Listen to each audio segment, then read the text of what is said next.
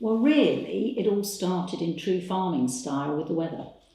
So we'd had heavy snow and we were both working at jobs off the farm at the time, and we were sent home from work, which Martin was cross about because it was just a bit of snow.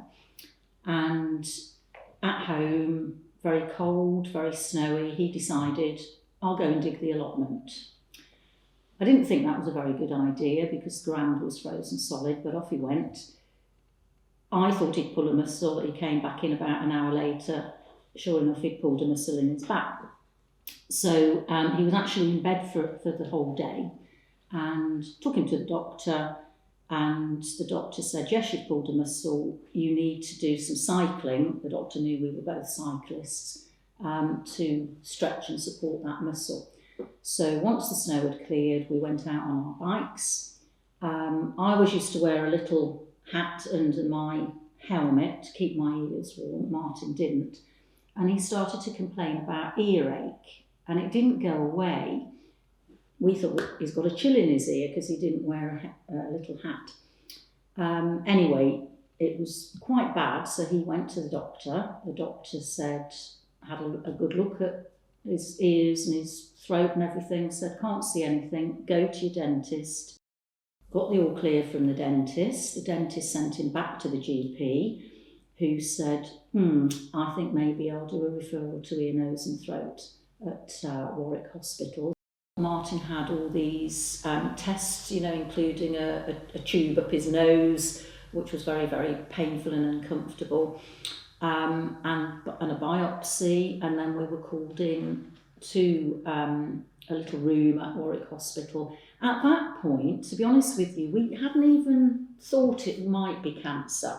So we go into this room, Martin sat in a chair, I'm sat over here, I'm listening to what the consultant is saying, and he tells him that it is a cancer, a mouth cancer, and it's a level 5. And I just remember I sat there and it felt as if I had pulled my neck up like a swan, almost, 3 feet up, sort of looking round thinking, this can't be right. That's how it felt. What do we do now? And it was almost as though time stood still. So suddenly, and Martin obviously was shocked as well because he hadn't thought it would be cancer. And so his first questions were, so what happens now? How long is it going to take? They explained that it was a treatable, survivable cancer, because often the first question is, well, how long have I got? So they explained all of that. They said he would be fast-tracked because it was at a serious stage, a critical stage, so he would be fast-tracked. So he actually started his treatment 10 days after that diagnosis. He was sent to University Hospital Coventry, which is where we met our consultant, our oncologist, Lydia, and she was, you call me by my first name, so we did. She was lovely. She then introduced us to our Macmillan nurses, Paul and Mary. So at University Hospital in Coventry, and probably other hospitals as well, I don't know, but there is a Macmillan station, and you can either go there when you're on the cancer ward.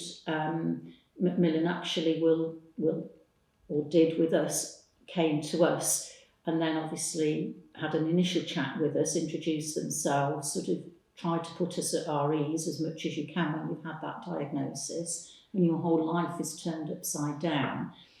And then every time Martin had a follow-up appointment, or when he was in for treatment, they would always come and see him. They were just absolutely brilliant. When Martin had his diagnosis, the type of cancer that he had at the back of his tongue was a treatable, survivable cancer. So we knew that although she said the treatment is horrible, she said the cancer won't kill you, the treatment might nearly finish you off, but it is a treatable, survivable cancer. And we went with that. So Martin said, that's what we're going to go with. We'll look to the positive and we'll go with that. It was hard as a carer because Martin was very much business as normal. So he wanted to carry on mowing the grass, doing all the things on the farm that he would normally do, making his gates. And actually, the treatment meant that he couldn't do that because it just took all of his energy. He lost a lot of weight. He had a beard at the time. The chemo made him lose half of his beard. So one of the things, and again, we tried to sort of deal with it with a little bit of humour. I know that perhaps sounds a bit odd at a time like that, but that was us. So I remember Martin saying to the Macmillan nurses, you know, so I've lost half my beard, so do I shave the other half off or wait for the other side to grow back? So the advice was, you'll need to shave the other half off. So yeah, we just really supported one another.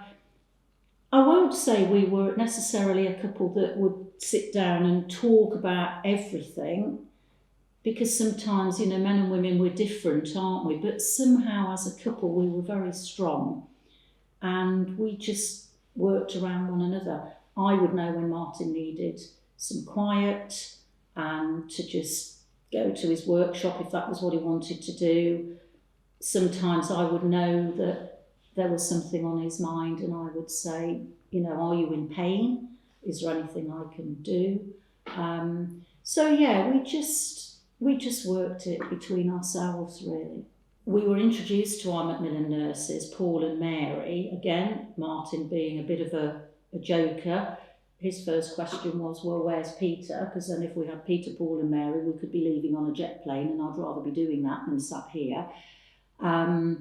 They were absolutely brilliant. They worked as a team with us. And I always remember one of the first things they said to us when we were in this little room with them on our own, and your head is all over the place, you're trying to take everything in, and life as you knew it is suddenly upside down, inside out, and back to front. And I remember them saying, you can talk to us about anything. So one of the important things was, for example, Martin had said to me, you know, I've got a mouth cancer. He had lots of sores around his mouth and inside his mouth. Can I kiss my wife? They were able to answer that. No, you can't. But you'll have to, you know, you can hug, you can kiss on the cheek, kiss on the shoulder.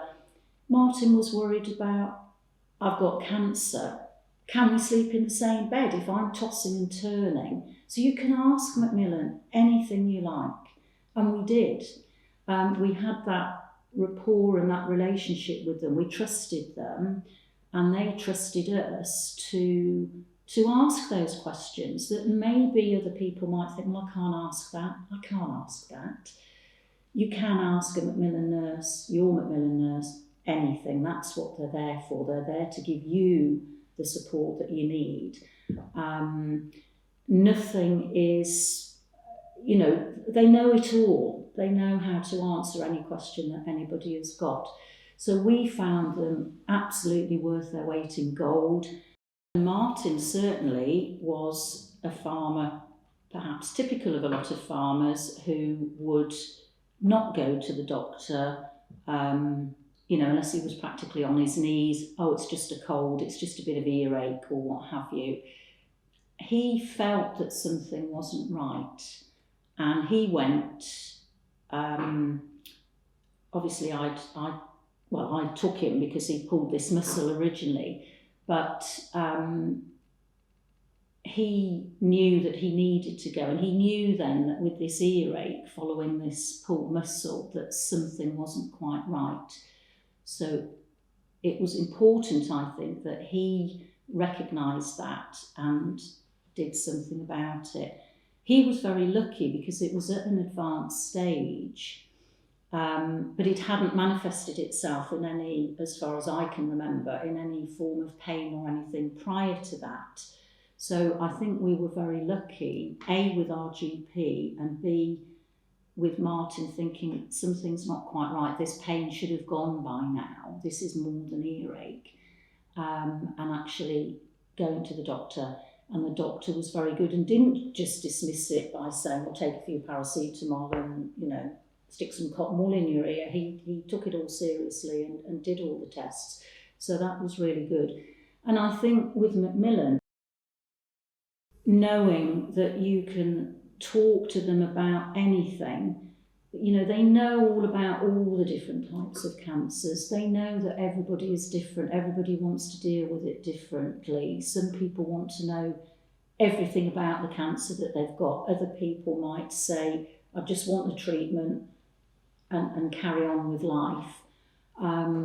So I think, yeah, you know, and if you're going through the cancer journey as a carer or with the cancer itself, do talk to your Macmillan nurses. They're there for you. They were certainly there for Martin and me. And as I say, without them, we'd have been totally lost.